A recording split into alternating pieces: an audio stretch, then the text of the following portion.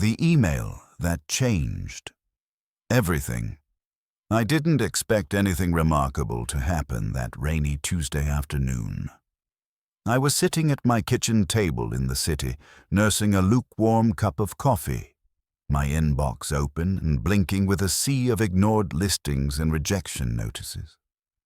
For months, I'd been searching for a place to disappear into a quiet rural home where I could finally write the novel I'd been putting off for years. The city, once a muse, had grown too loud, too cluttered with memory. I needed silence. Not just absence of noise, but the kind of stillness that settles into your bones. The kind you can only find somewhere far from Wi-Fi signals and street lights. The real estate market, however, had other plans. Every halfway decent listing was gone within hours, or else priced for tech millionaires with a taste for rustic charm. But that afternoon, something different appeared in my inbox. It was a new listing time-stamped just 20 minutes before. The subject line was plain, "Historic Victorian home, price to sell." I nearly deleted it, expecting another disappointment, but when I opened the listing, my breath caught. 5 bedrooms, 10 acres, wrap-around porch, built in 1886. Immediate possession available. And the price, less than half what similar properties were going for in that region. I stared at the screen, blinking. Surely this had to be a scam or a fixer-upper about to collapse into itself. But the photos told a different story. The house, though, weathered, still held the bones of a masterpiece. Tall arched windows, carved wood trim, a grand staircase, trees surrounding the property like quiet sentinels. It looked like the kind of house where time pooled and waited. Against better judgment, my heart began to race. I clicked the contact agent button and dialed the number without hesitating. A woman answered on the third ring, her voice clipped and professional.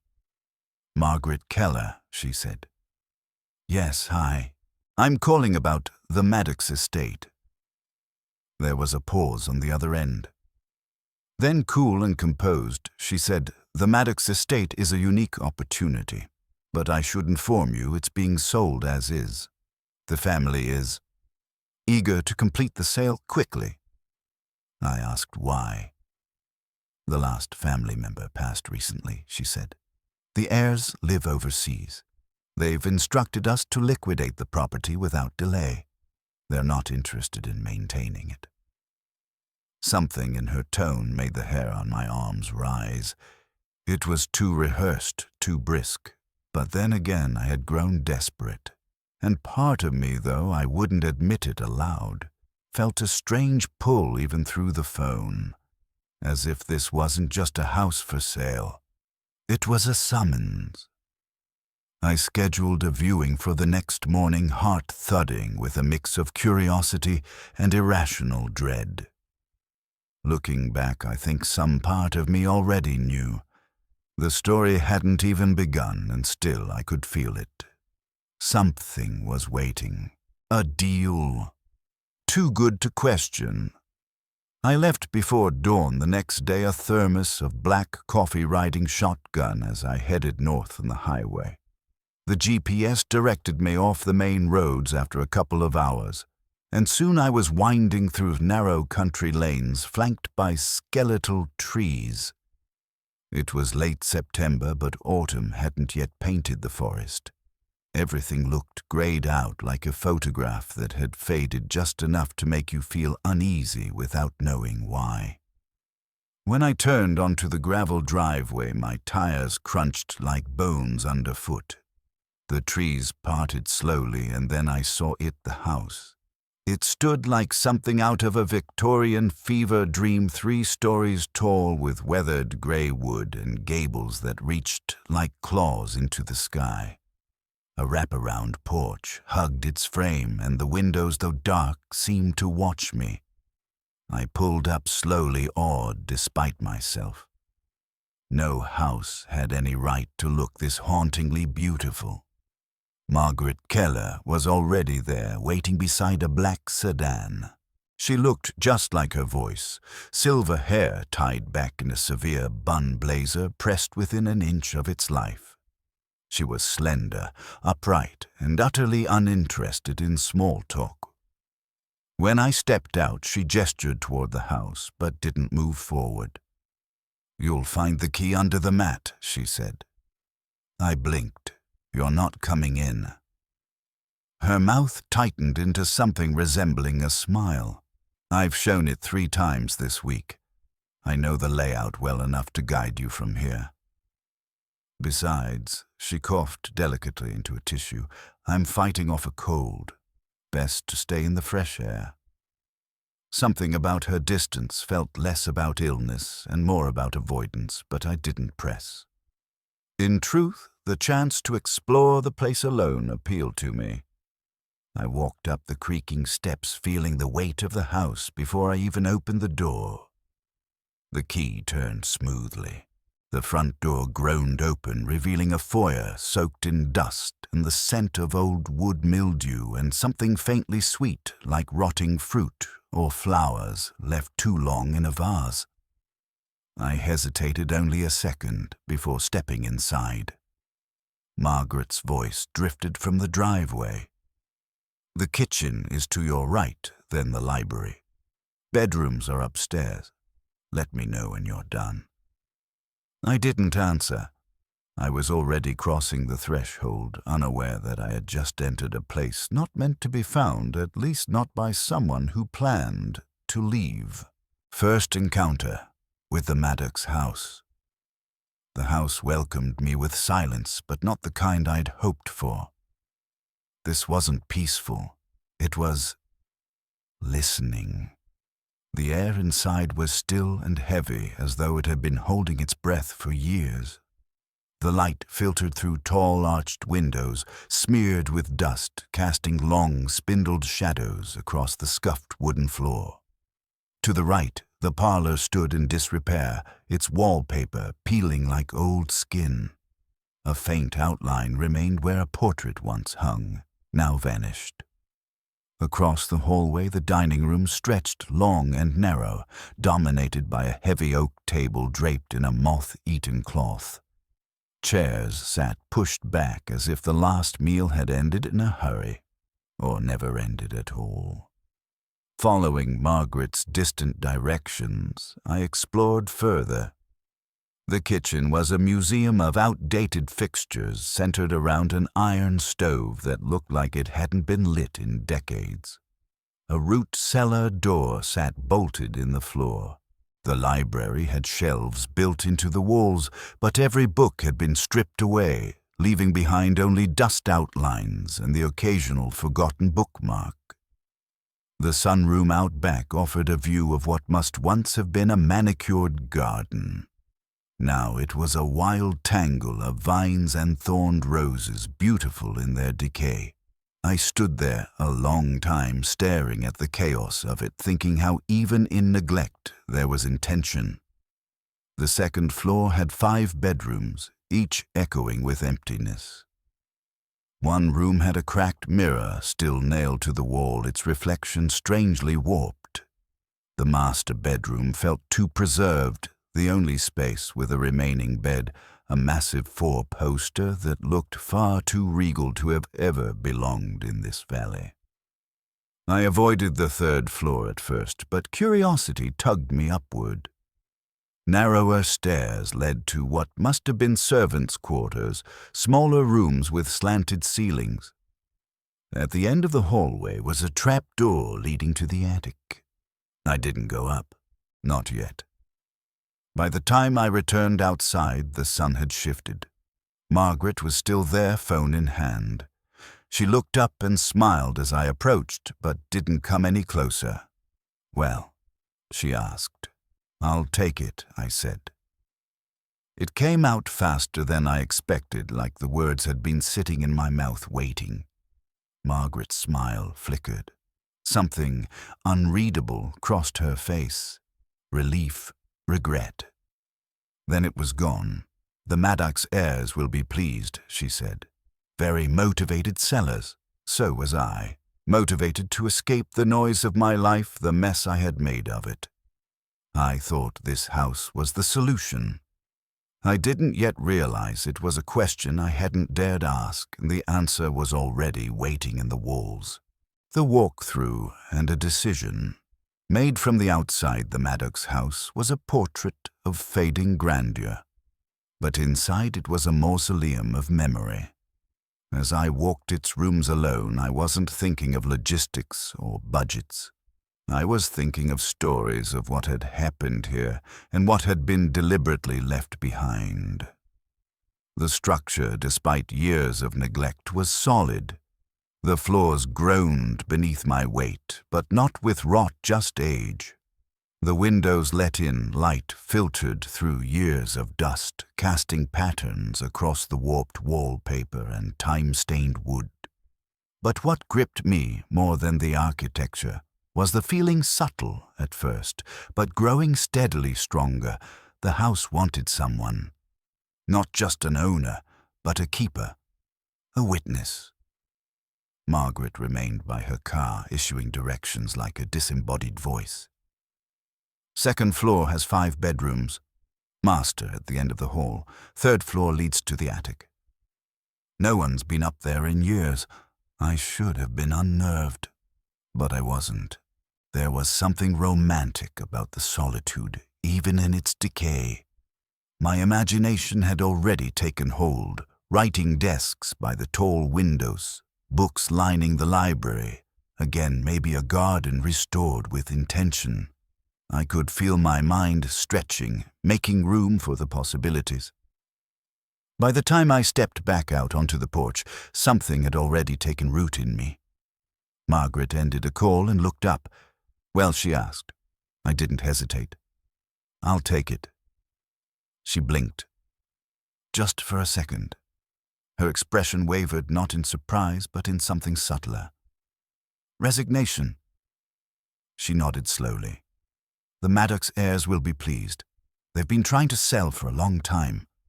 Her voice was distant, her tone unreadable. "How long?" I asked. She didn't answer. Instead, she pulled out a folder from her bag and handed it to me. "If you can close within a week, I believe they'd accept an offer below asking. They're eager to move on." I opened my mouth to ask more, but something in her face made me stop. A quiet, unspoken plea not to dig too deep, and I didn't. Because the truth is, I was eager, too eager to start over, to write, to disappear into something older than my failures. I didn't see the red flags. Or maybe I did. But I mistook them for story hooks, for atmosphere, for inspiration. I didn't realize I was stepping into a narrative already written, one where I wasn't the author.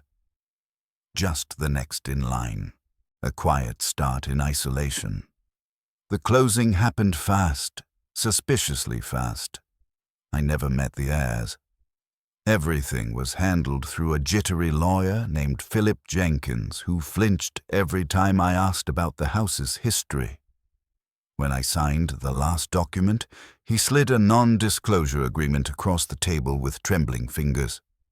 "Standard procedure," he muttered, not meeting my eyes. "The family requests discretion, in case you find personal items." I hesitated, but signed.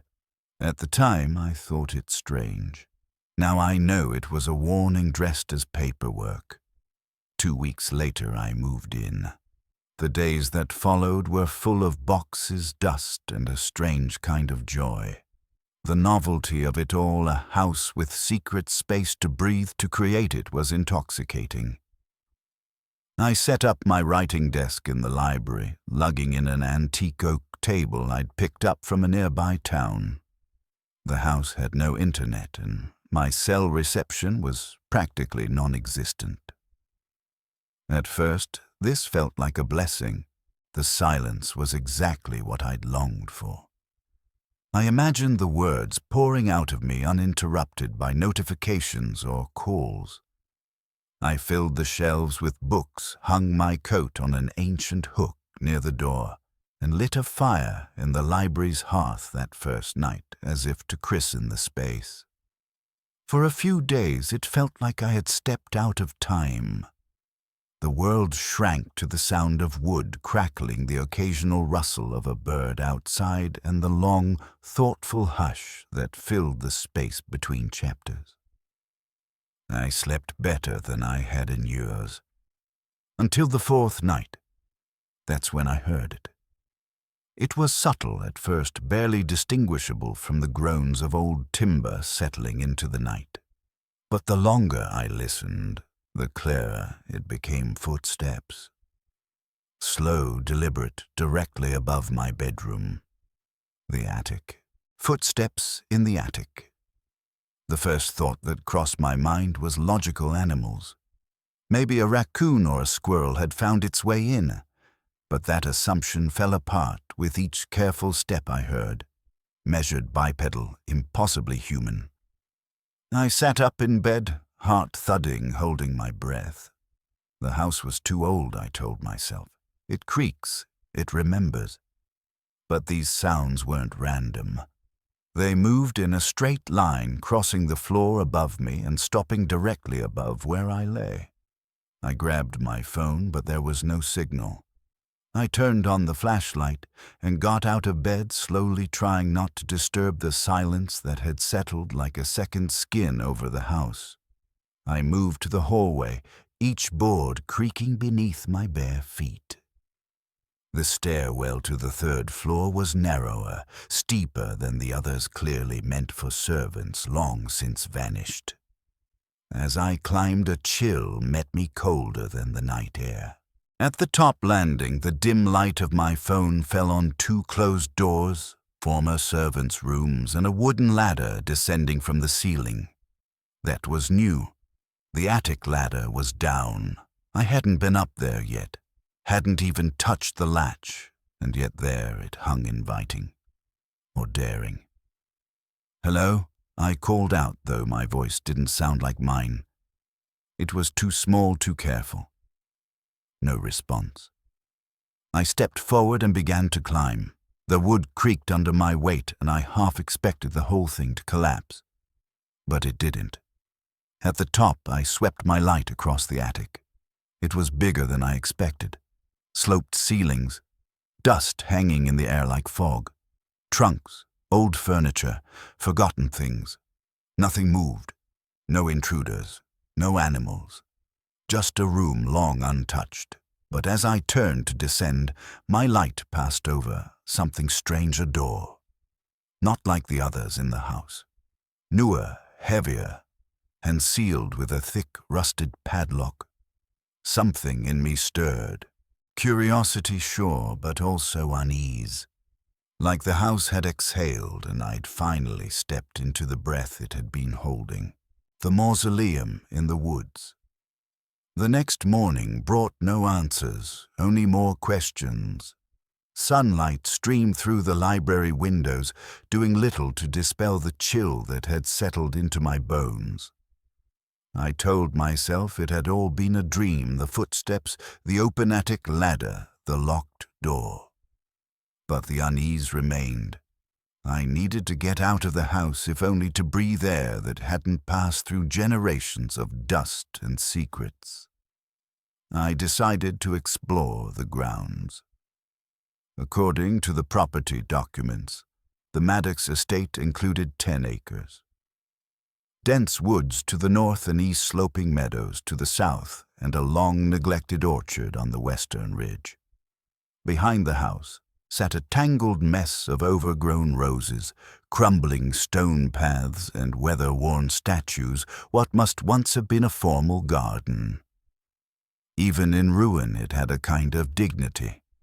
The statues looked mournful, as if they too remembered what the garden used to be.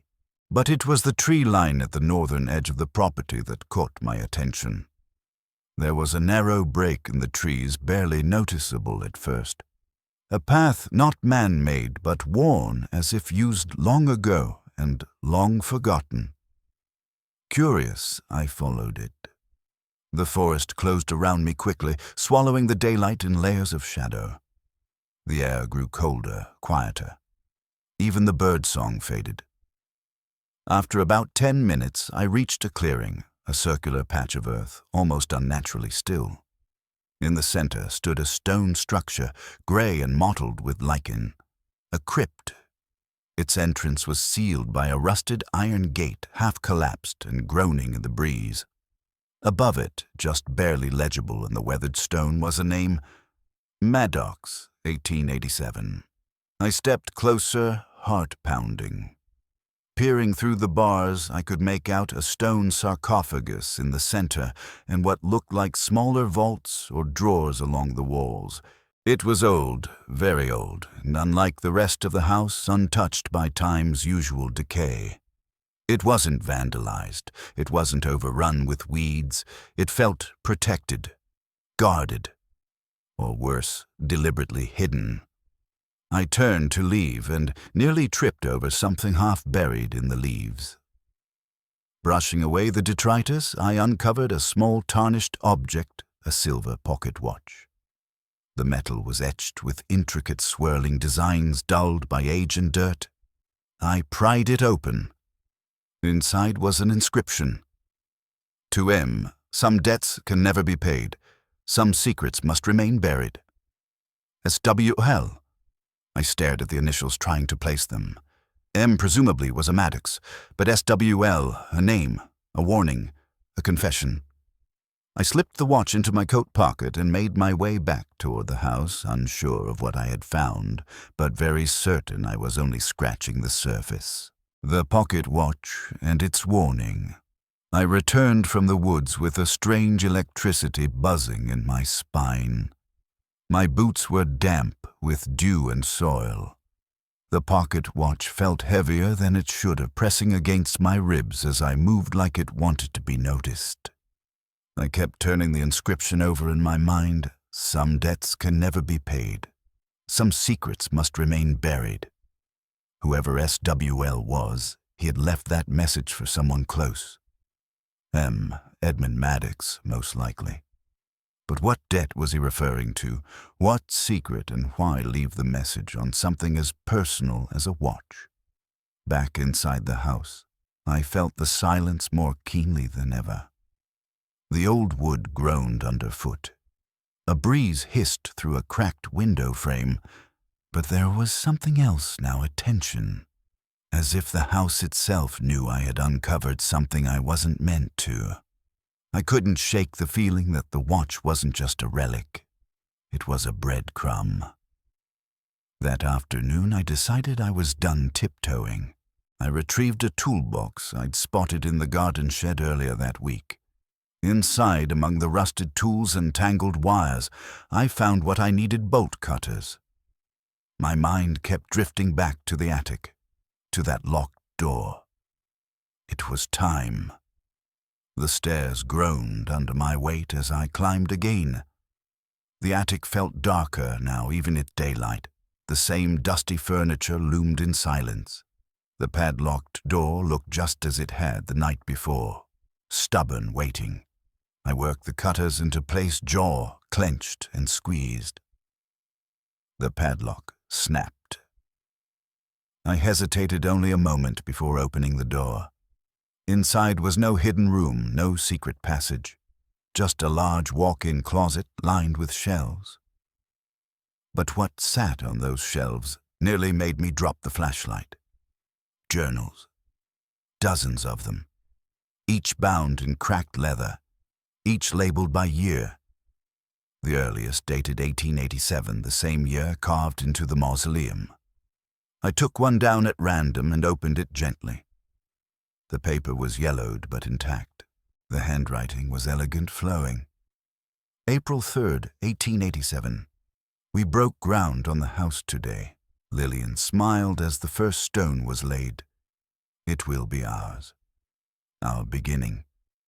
The signature at the bottom was clear: Edmund Maddox. I sat cross-legged on the wooden floor, surrounded by the dust of generations. I read until the words blurred. And as I read, something became painfully clear. Whatever had happened here, whatever debt was owed, it hadn't ended. It had only been Delayed. The locked room in the attic. What began as a literary curiosity quickly descended into obsession. The journals offered far more than the architectural ramblings or mundane household records I expected. Instead, they chronicled an unraveling. Edmund Maddox had built the house for his young wife Lillian and their infant son Thomas. The early entries glowed with love discussions of imported wallpaper, hand-carved banisters, laughter in the sunroom. But over time, something shifted. The tone darkened. July 17th, 1887. Lillian says she hears things, scratching in the walls, whispers in the garden. I tell her it's the wind. September 2nd, 1887. Thomas won't stop crying at night. His room grows cold even with the fire lit. He stares at corners and says names we don't recognize. December 21st, 1887. It is done. God forgive us. That final entry stopped me cold. The same date inscribed on the crypt. The same phrase from the pocket watch. The beginning and possibly the end of something irreversible. I reached for the next journal. 1888. Before I could even open it, I heard a loud crash downstairs. I startled, nearly dropping the book. My ears strained in the silence that followed. Then came the creak of a cabinet door, the sound of ceramic breaking. I bolted down the attic stairs. In the kitchen, a cabinet hung open. A plate lay shattered on the tile. My eyes scanned the floor, empty except a single muddy footprint, small, delicate, a child's. I live alone. I checked every room, every lock, every inch of space. Nothing, no child, no signs of forced entry, just that one impossibly out-of-place footprint. Cold, wet and fresh. My hands trembled as I swept up the broken plate. Not from fear exactly, but from the overwhelming sense that the house had just spoken. It had moved. It had shown its hand. And I wasn't sure I wanted to see what it was hiding next. The Maddox journals. I spent the rest of that evening poring over the journals. The attic room had become a kind of shrine to memory, lit by a single desk lamp and surrounded by ghosts inked on brittle pages. Each volume I opened added another voice to the Maddox lineage, another layer of the same repeating story: fear, obligation, secrecy. They weren't just keeping records, they were documenting a curse. The term that appeared again and again, sometimes subtly, sometimes with dread, was the arrangement. At first I thought it might refer to a business deal. Edmund was a coal baron in his time, heavily invested in railroads and industry.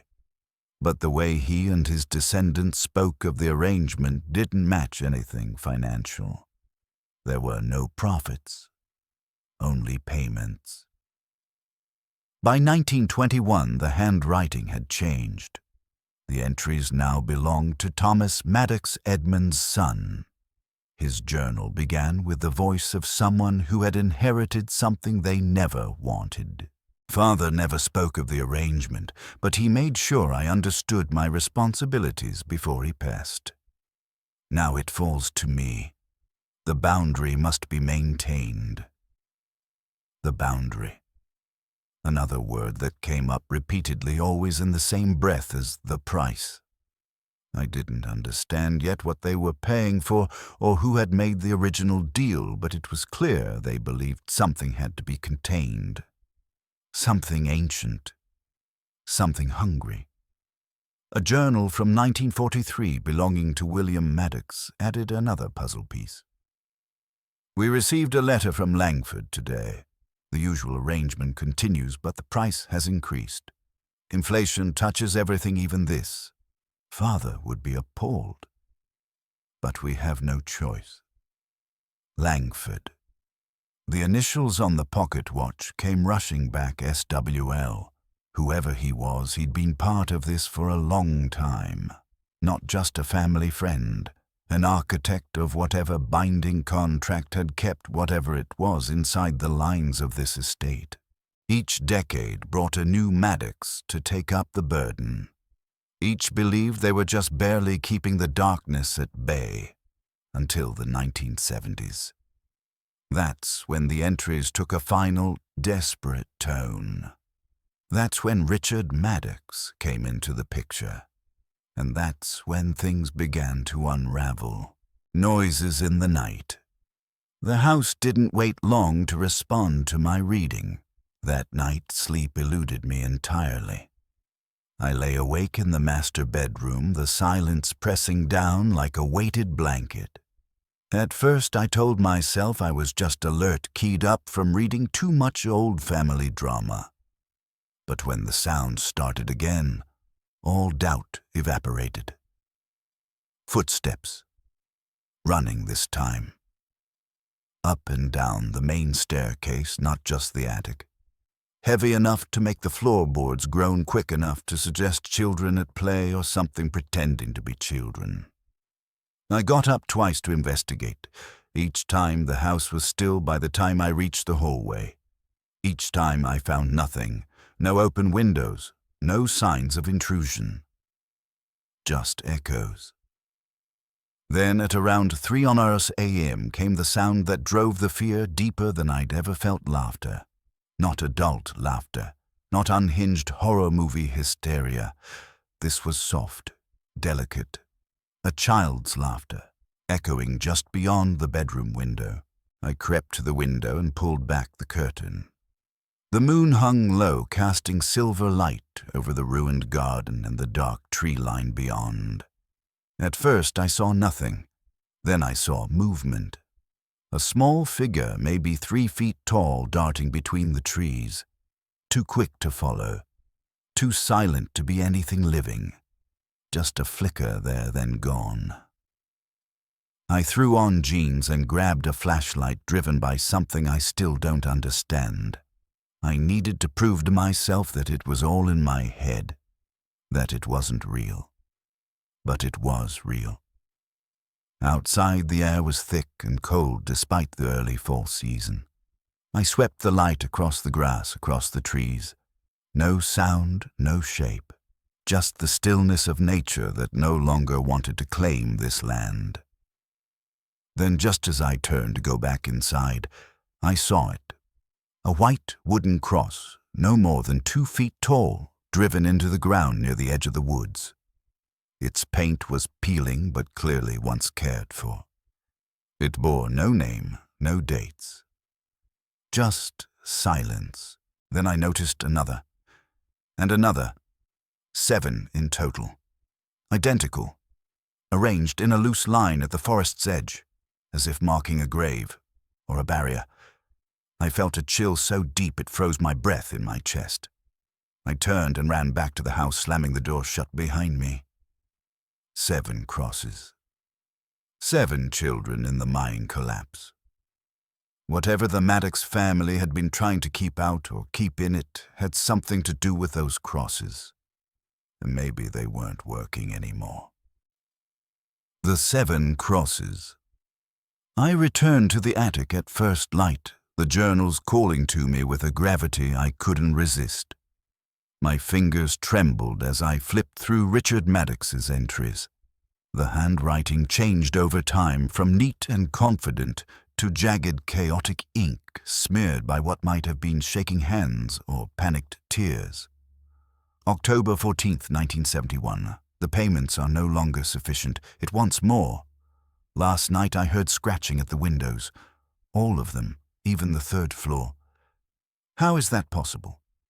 December 21st, 1971, anniversary of the original sin. 84 years. The boundary weakens. I've reinforced the crosses, but it may not be enough.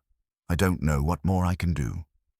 March 3rd, 1972, Langford's descendant called today. They're washing their hands of it. Centuries of obligation, and now they simply walk away. Family business dissolved.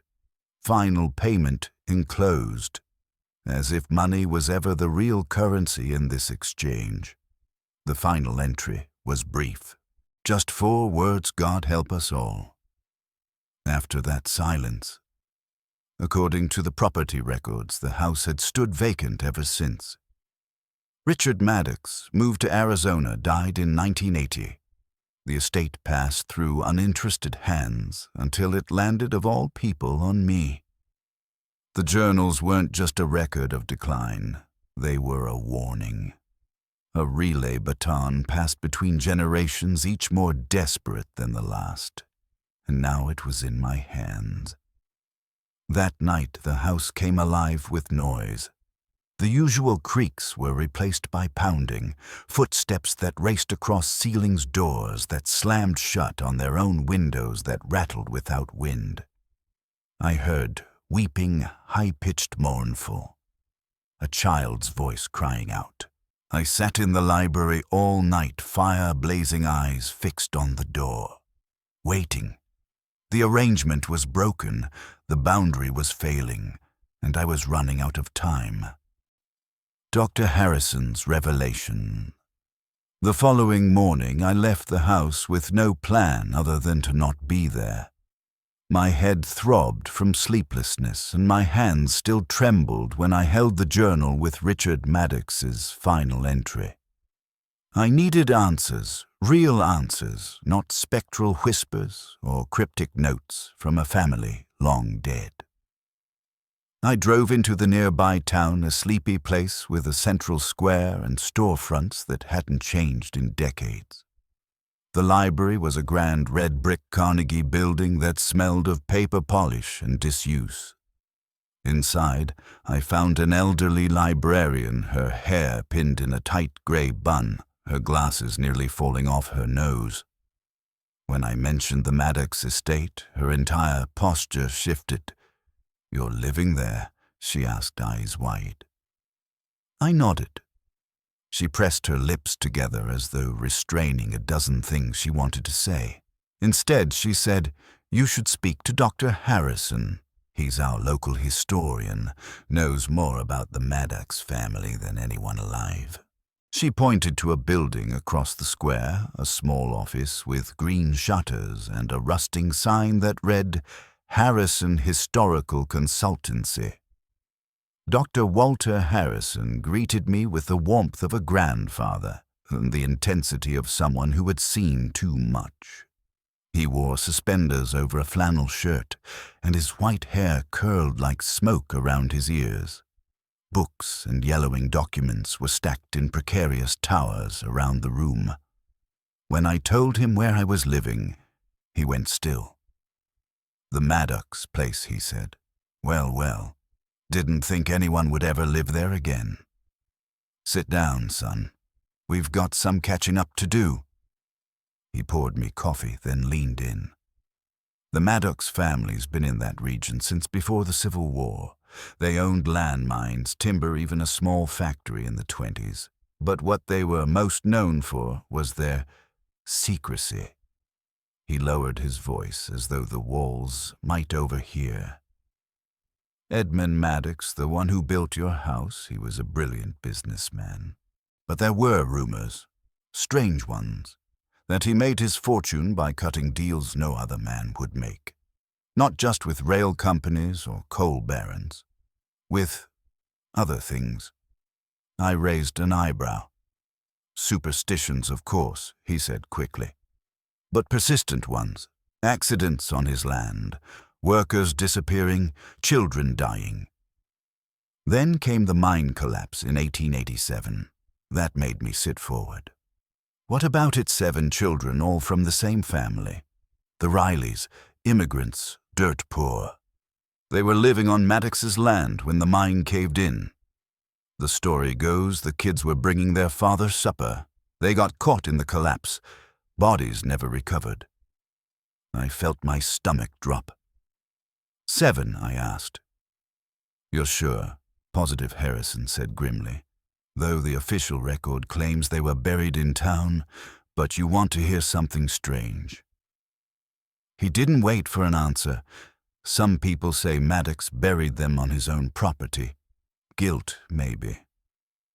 Or penance. 7 crosses. 7 names lost to time, 7 figures watching from the woods. Suddenly, the Maddox house didn't feel like mine anymore. It felt like a stage built for a performance that had been playing long before I ever stepped into the first act. The Pact with Langford. The name Langford had appeared again and again in the journals, always in the context of the arrangement.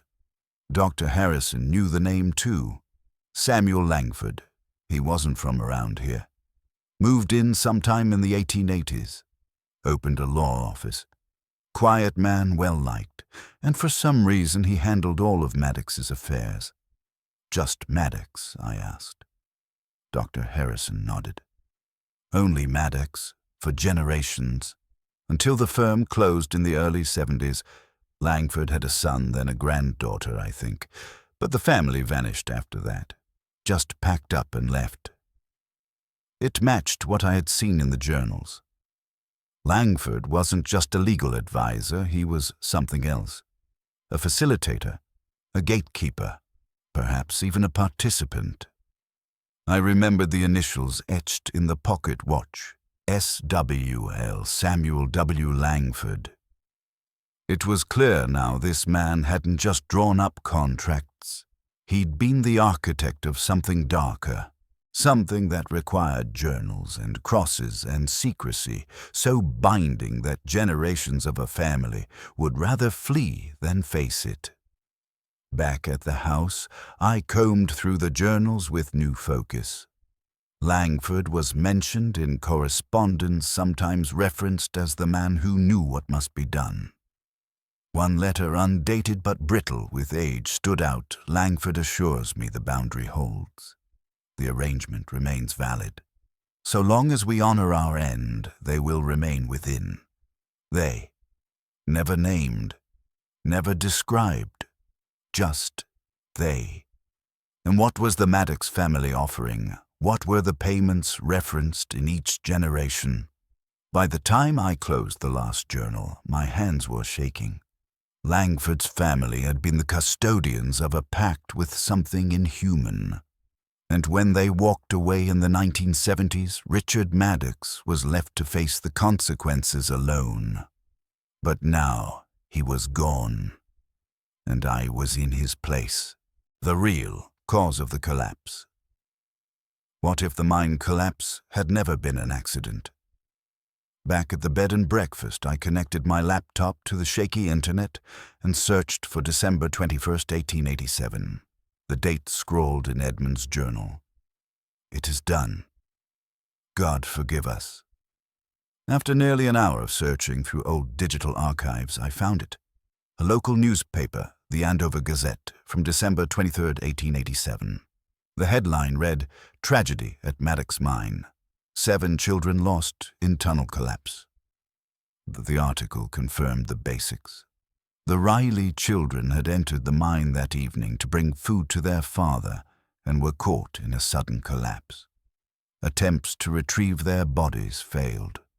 Rescue workers reported strange tremors. And then, near the bottom of the article, a paragraph that made my blood turn cold. Several miners claimed the collapse occurred after breaching a deep cavern previously unknown. Some have alleged it held ceremonial structures, perhaps of indigenous origin. Reports of chanting strange lights and feelings of unease abound. Mr. Maddox has denied all rumors of unsafe working conditions or spiritual disturbance, and has offered to pay all funeral expenses and provide support to the bereaved Riley family. Support, payments, the arrangement. What if Maddox hadn't just disturbed a cave? What if he had unsealed something? The mine wasn't just a tragedy. It was the origin, the breach, the first sin, and the children. Whatever had come back in their place, whatever had borrowed their forms, had waited ever since. Bound to the land, watching, testing the fence that held them in place. And that fence was rotting. I looked at the torn journal page in my hand. Richard's final warning. The boundary is failing. They can't be contained anymore. And I realized I hadn't just bought a house. I had inherited a war. They were not children. The night after discovering the truth about the mine collapse, I couldn't sleep. The house had grown colder, though the weather remained the same. I wore 2 sweaters, lit a fire in the library, and still felt a chill that seeped from the floorboards. Around midnight, the noises returned, but they weren't the usual creaks and groans. This time I heard voices, whispers that slithered through the walls just beneath my hearing. And then, as if the house had decided to drop all pretense, they called my name, not in unison, one by one. "Alex, let us in, please. We're cold." The voices were small, childlike, frightened, but too precise, too practiced. I forced myself to remain calm and walked to the window, peeking out between the curtains. There they were again. 7 small figures standing just at the edge of the forest. Their proportions weren't quite right arms, too long, heads too still. They didn't move. They didn't sway. They simply watched. As I reached for my phone to record, the screen flickered and went black. Fully charged just moments ago. Dead now. I ran from window to window, hoping for another angle, another glimpse, but they had vanished. The next morning I returned to the crosses at the forest's edge. They were still there, but something was different. The earth beneath one had been disturbed. The soil churned like something had crawled out. I knelt beside it and noticed a small imprint the shape of a child's foot. Fresh. I followed the trail, half prints, half drag marks, until they disappeared into the underbrush. Later, I returned to the attic and combed through the journals again. One entry from William Maddox in 1948 struck a chord. I dreamt of them last night. The children. Except they are not children. They wear the shape of innocence, but they are only masks, hollow vessels. They remember what they once were, but they are not that anymore. That line haunted me. They remember what they once were. Grief couldn't explain what I was experiencing. Guilt, even generational, didn't animate footprints in the snow or voices in the walls. Something had returned from the mine collapse, but it hadn't returned as itself. It had come back wearing a story. The ritual page. I tore through the attic shelves again, searching for anything that could tell me how the boundary had been established. Most of the journals were missing, gone overnight. Just vanished. Only one thing remained, a single sheet of yellowed paper on the floor, torn from a journal. It was dated December 21st. Richard Maddox's handwriting was unmistakable. It was a ritual, the one they had performed, the one I now had only 3 months to prepare for. The steps were scrawled in shaky ink. 7 silver crosses, a boundary traced along ancestral lines, a symbol carved on the main door, a chant in a language I didn't recognize. Blood freely given from a living heir or rightful owner. Midnight on the winter solstice. The last line was underlined twice. If performed improperly, the consequence is total failure of containment. I stared at the date. September 17th. I had exactly 3 months. My mind raced. Who could help me decipher this? Who still remembered the Langford family had dissolved decades ago? Then I remembered what Dr. Harrison had said. Langford had a granddaughter, Eliza, I think, moved to a retirement home outside town. I called every senior residence in a 50-mile radius. On the 6th attempt, I found her. Eliza Langford, age 92, Sunny Pines Retirement Community. I made the appointment that same day. Meeting Eliza. Langford, sunny pines, sat nestled between rolling hills, an immaculate garden out front, with statues of angels that seemed just a little too cheerful. The receptionist led me through a winding hallway to a sunroom that smelled of lavender and old upholstery. Eliza Langford sat in a wheelchair by the window staring at a patch of sun-dappled grass. She looked like time had shrunk her small bird-like, yet with piercing blue eyes that locked onto mine the moment I stepped in. "You're living in the house?" she said before I could introduce myself. I froze. "Yes." "How did you know there's a shadow about you?" she whispered. "A coolness. You're carrying a piece of it already." I sat across from her, heart pounding. "Miss Langford," I began, "I found your great-grandfather's journal. Samuel Langford, I know about the arrangement." Her knuckles whitened on the arms of her chair. "You shouldn't speak of such things," she said. "Names have power. So do memories." "The boundary is failing," I said. "The crosses, one has been disturbed. The symbol on the door has been scratched out. I found a page with a ritual."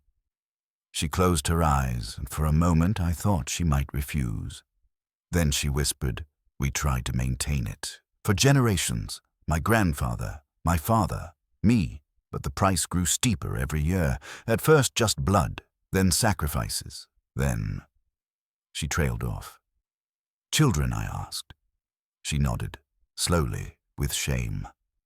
"I dissolved the firm, burned the records, warned Richard to do the same. But he ran. Thought distance would be protection. It never is." I leaned forward. "How do I restore the boundary? I don't want to die, but I don't want them to be free." She was quiet for a long time. Then she reached into the pocket of her cardigan and withdrew a key. "First National Bank, box 1887. Her voice dropped. "Inside you'll find the ritual in full.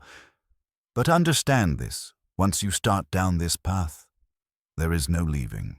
You will be bound." As we all were. As I rose to leave, she grabbed my wrist with surprising strength. "Remember," she hissed, "they are not children, no matter what they look like, no matter what they say. The Riley children died in 1887. What walks now is something older. And it is waiting." The safe deposit box. The next morning I walked into the First National Bank with the key Eliza Langford had given me gripped tightly in my palm. The teller barely looked up as I gave her my name, but when I handed her the key and said, "Box 1887, something changed." She stiffened, nodded without a word, and disappeared into a back hallway. I was led to a small windowless room with cold fluorescent lights and a single table. The box was already waiting. It was old steel and heavier than I expected. The number etched into the side 1887 gleamed faintly as though it had been recently cleaned. I opened it. Inside was a small leather-bound case tied with a ribbon the color of dried blood. I undid it with shaking hands and laid out the contents one by one. First a journal. Neat cursive labeled the inside Samuel W. Langford, 1888. Then came 7 small silver crosses, each etched with strange glyphs. A vial of dark liquid too thick to be ink, too viscous to be water.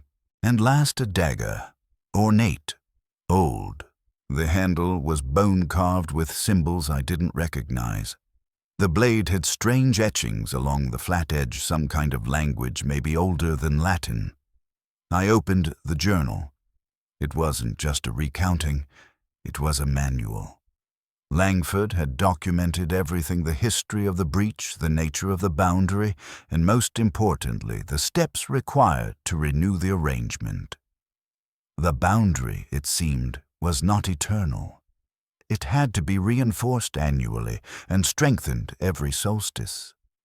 Offerings had to be made, symbols reapplied, crosses re-anchored. most crucial of all, a final binding act performed by the one who owned the land, me. Langford's final warning, written in red ink, was etched into my mind the moment I read it. If the ritual is incomplete or performed without belief, the entities will not be bound. They will be angered. Blood freely given may pacify, but blood taken without consent will unleash them. I closed the box, clutching the journal to my chest. Now I had the knowledge, and 3 months left to act. The winter solstice ritual. The weeks that followed blurred into one long fevered dream. I split my time between the bed and breakfast in town and brief tense visits to the Maddox house. Every time I returned, the energy inside felt worse. Colder, heavier. It wasn't just haunted anymore, it was occupied. Footprints began to appear even when I wasn't there. Children's toys showed up in rooms I never used. Once I found my kitchen chairs stacked like a totem pole. Another time, my bedroom mirror fogged over and revealed words written in a language that made my temples throb just to look at. But I kept going. I memorized Langford's instructions, practiced the incantations in secret, studied the strange symbols until they imprinted behind my eyelids. December 21st arrived with a heavy snow. I reached the house just before 11 p.m. The entire world wrapped in white silence. The flashlight beam wobbled in my hands as I made my way inside. The temperature inside the house was unnaturally cold. Frost had formed on the inside of the windows. My breath hung in front of me like smoke. I laid out the silver crosses and supplies in the front hall. Then I stepped outside to place each cross along the boundary, just as Langford described. One by one I drove them into the frozen ground, forming the outer edge between the forest and the house. As I placed the final one, a voice broke the silence. "Why are you doing this?" I turned. A girl stood behind me, pale, barefoot, dressed in tattered linen. She couldn't have been older than 9. Her eyes were wide and wet. "You're trying to trap us again," she whispered. "We were trapped for so long. We just want to be free." I swallowed. "You're not the Riley children." Her face contorted for just a second, revealing something ancient beneath the soft features. Then it settled back into the shape of a girl. "We were here long before the mine, before the Maddoxes. This land is ours." "Then stay on it," I said. "Stay within it. That's the arrangement." She stepped forward, but her foot stopped at the edge of the final cross. A shimmer of silver light flickered in the air. Her eyes went black. "You will regret this," she hissed. I didn't wait. I ran back into the house. It was almost midnight. Time to finish what Langford had started. Life after the ritual. I completed the ritual alone in the front hall just as the grandfather clock struck midnight. The symbols drawn in the liquid from Langford's vial glowed faintly under the flickering candlelight. I chanted the words aloud, awkward syllables in a tongue that tasted wrong in my mouth. Outside, I could hear them scratching at the windows, pounding on the doors, calling my name. Then came the final step, blood freely given. With the silver dagger, I sliced my palm and let 7 drops fall into the center of the sigil I'd drawn on the floor. At first, nothing happened. The scratching intensified. The laughter turned to screams. My name was shouted, whispered, wept. And then silence. The candles extinguished themselves, and a soft, pulsing light spread from the symbol, tracing invisible lines throughout the house, through the walls, the floors, the very bones of the building. It reached the outer boundary, and for one brief second I heard a sound like wind rushing through a tunnel, or the deepest exhale I've ever known. When I awoke, I was lying on the floor. Morning light streamed through the windows. The house was warm again. Outside, the crosses still stood. The forest was still, but at the edge of the woods I saw them. 7 figures. Still, silent, watching. It's been 6 months since that night. I still live in the house. I must. The ritual bound me to it. The Maddox legacy is now mine. I perform the smaller rituals. I keep records. I've found hidden rooms with more journals. Some from Langford, others older. All warning the same thing: never let the boundary fail. At night, they still call to me. They offer gifts, knowledge, power, release. But I ignore them. Because Eliza Langford was right. They are not children. They never were. And they are waiting. Becoming the archivist, I didn't set out to become a historian, much less a guardian of forbidden knowledge. But the Maddox house doesn't offer choices. It offers roles. You either fulfill them, or you are devoured by the void they leave behind. In the weeks following the ritual, I began to find more journals hidden in strange places beneath loose floorboards, tucked inside hollow banisters, even sealed behind a false panel in the library fireplace. Some were from the Maddox family. Others were older, unsigned, written in a language I still can't fully translate. All of them told the same story, a pact made in desperation, passed down through blood and silence. And now I write my own entries. Each day I record any changes to the house, any fluctuations in temperature, sound, or sensation. I document the movement of the 7 figures, how they sometimes shift positions at the edge of the woods, how they mimic the posture of mourning or dancing or prayer. I note every dream, every whispered promise in the night, every offer they make through the cracks in the veil. I also began performing the minor rituals Langford referenced in his journal. Offerings on the equinox, a line of salt across the back threshold every 13 days, a circle of iron nails around the library fireplace. Not because I fully understand them, but because the house seems calmer when I do.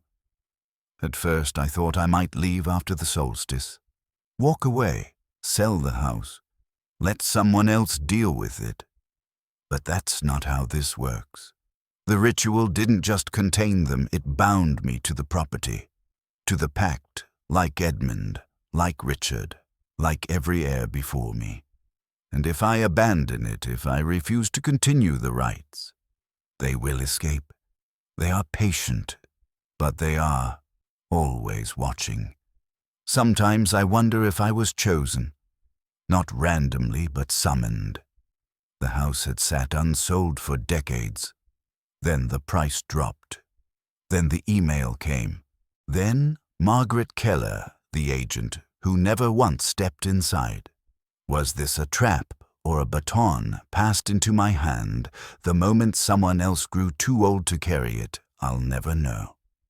What I do know is this: the Maddox house was never really a home. It is a barrier, a bulwark between our world and something older, deeper, and far more cruel than most would believe exists. And now I am its keeper. The final question. Sometimes I stand at the upstairs window watching the tree line. The figures are always there, still as stones, yet brimming with intent. They don't try to hide anymore. They know I see them. And sometimes they dance. Not like children, not joyfully, but in strange fluid motions that bend the air around them, movements that don't seem bound by bones. They twist in patterns that make my vision blur, my stomach churn. Other nights they simply stare, 7 pairs of eyes reflecting the moonlight like animals caught in headlights. They do not blink, they do not breathe, but they remember. They always remember. I wonder what happens when I die. Will the house choose another? Will some stranger inherit my place by accident, as I did? Or will the boundary finally fall, letting them loose into the world beyond the trees? I fear the latter, because I've learned that the ritual can't banish them, only contain them. Their hunger is eternal, their patience legendary, and their mimicry flawless. They've had over a century to become the perfect masks, and when the time comes, they won't walk into towns in darkness. They'll arrive during daylight smiling in the form of lost children, and we'll welcome them, unless someone is here to stop it. So I remain. I write. I light the candles, I paint the symbols, I bleed when I must, I keep the arrangement, and when the winter solstice comes again, I will go out in the snow with my dagger and my blood, and I will place the crosses. Because I know what waits if I don't. Because I know the cost of forgetting. Because I know they are still waiting.